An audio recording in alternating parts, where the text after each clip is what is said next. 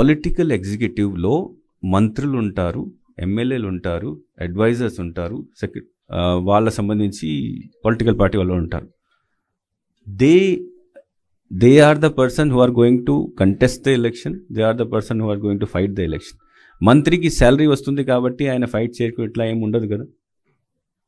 So కాబట్టి there is no restriction on political executive participating in political activity. Only bureaucracy మీద ఉంటుంది.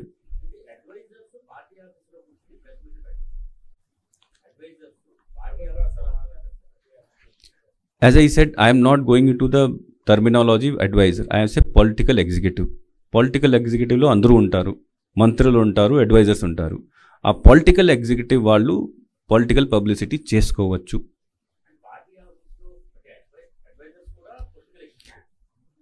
అంటే what do you want to say? Adviser is వాళ్ళకి అందరికీ మంత్రి సమానంగా అధికారాలు ఉంటాయి, మంత్రి పదవి కూడా ఉంటుంది.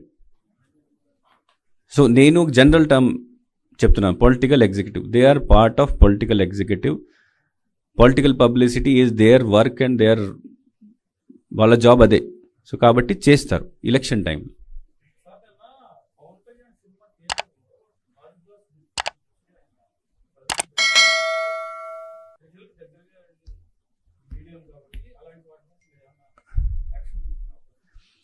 అంటే if any I have not seen it, కాబట్టి నేను దీనిపైన కమెంట్ చేయలేను. కానీ ఆ గ్లాస్ చూపించుకొని దీని ద్వారా పబ్లిసిటీ చేస్తే పొలిటికల్ అడ్వర్టైజ్మెంట్ కింద వస్తుంది. పొలిటికల్ అడ్వర్టైజ్మెంట్ చేసుకోవచ్చు, దర్ ఇస్ నో బ్యాన్ ఏం లేదు. కానీ పొలిటికల్ అడ్వర్టైజ్మెంట్ చేయాలంటే ముందు పర్మిషన్ తీసుకోవాలి.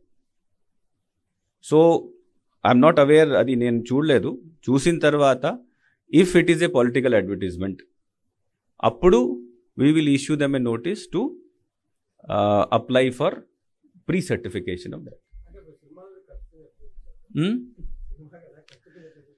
నో, అది నేను because I have not seen it, so నేను కమెంట్ చేయలేను దీని మీద.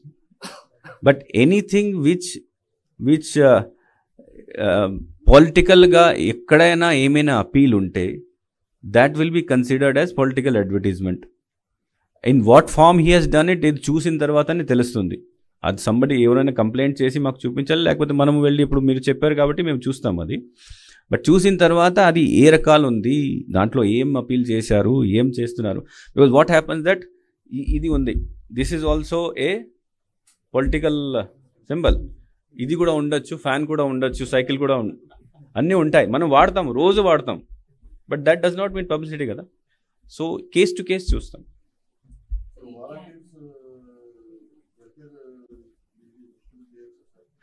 అంటే ఆ ఇష్యూ ఈసీఐ దృష్టిలో ఉన్నది, కంప్లైంట్ వెళ్ళింది.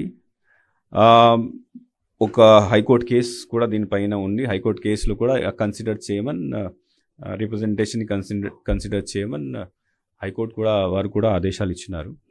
సో ఈసీఐ దృష్టిలో ఉంది, వాళ్ళు దీన్ని పరిశీలిస్తున్నారు, దీనిపైన సరైన ఆర్డర్ ఇస్తారు.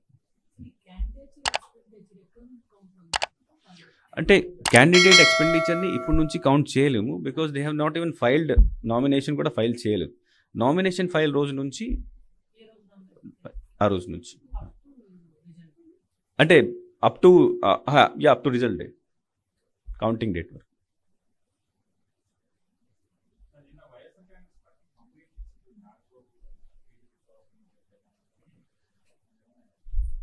అంటే వైఎస్ఆర్ కాదు, ఎవరైనా కంప్లైంట్ ఇస్తే general we send it to the concern person for immediate enquiry. కొన్ని మనమే ఎక్కడైనా మనము వెరిఫై చేయగలిగితే ఒక డిసిషన్కి వచ్చేసి నోటీస్ ఇస్తాము, కొన్ని కింద లెవెల్ ఆఫీసర్కి పంపిస్తాము. సో నిన్న వచ్చినాయి, ఇంతకుముందు కూడా వచ్చినాయి, బోత్ పార్టీస్ నుంచి వస్తున్నాయి.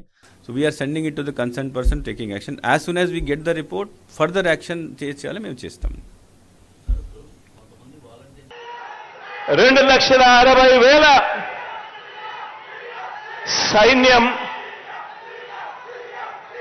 నా సైన్యం, నా వాలంటీర్ల సైన్యం, మన ప్రభుత్వం గర్వంగా చెప్పుకునే సైన్యం అని చెప్పడానికి గర్వపడతా ఉన్నా. ఈ సైన్యంలో ఉన్న ఈ గుండెలు ఈ సైన్యంలో ఉన్న ఈ గుండెలు తెలుగుదేశం పార్టీ మాదిరి వారి జన్మభూమి కమిటీ సభ్యుల దోపిడీ గుండెలు కావివి. ఇవి సేవా హృదయాలు అని చెప్పడానికి గర్వపడతా ఉన్నా. ఈ గుండెల్లో మానవత్వం ఉంది. ఈ గుండెల్లో లంచం లేని వ్యవస్థ తీసుకొని రావాలి, వివక్ష లేని వ్యవస్థ తీసుకొని రావాలి అని తపన తాపత్రయపడే గుండె ఈ గుండెలో ఉంది అని చెప్పడానికి గర్వపడతా ఉన్నా. ఒకటి గమనించమని చెప్పి మిమ్మల్ని అందరినీ కూడా కోరుతా ఉన్నా. తెలుగుదేశం పార్టీ అధికారంలోకి వచ్చాక 2014 నుంచి 2019 మధ్య ఆ చంద్రబాబు నాయుడు గారి హయాంలో ఆ తెలుగుదేశం పార్టీ పాలనలో వారి కార్యకర్తల జన్మభూమి కమిటీల పరిపాలన వారి టీడీపీ అధికారంలో నుంచి ప్రజలు కిందికి దింపడానికి కారణమవుతే ఆలోచన చేయమని అడుగుతా ఉన్నా. 2014 నుంచి 19 మధ్య ఆ చంద్రబాబు నాయుడు గారి పరిపాలనలో వాళ్ళ కార్యకర్తల జన్మభూమి కమిటీలు తెలుగుదేశం పార్టీ పాలన, చంద్రబాబు నాయుడు గారి పాలన వాళ్ళని అధికారంలో నుంచి ప్రజలు దింపడానికి కారణమవుతే 2019లో మీ అన్న ఏర్పాటు చేసిన ఈ సైన్యం గ్రామ, వార్డు, సచివాలయాల వ్యవస్థలకు వాటితో అనుసంధానమై పేదల ప్రతి అవసరంలోనూ కూడా ఆ పేదలకు వారధిగా, సహాయకారులుగా మనం ఏర్పాటు చేసుకున్న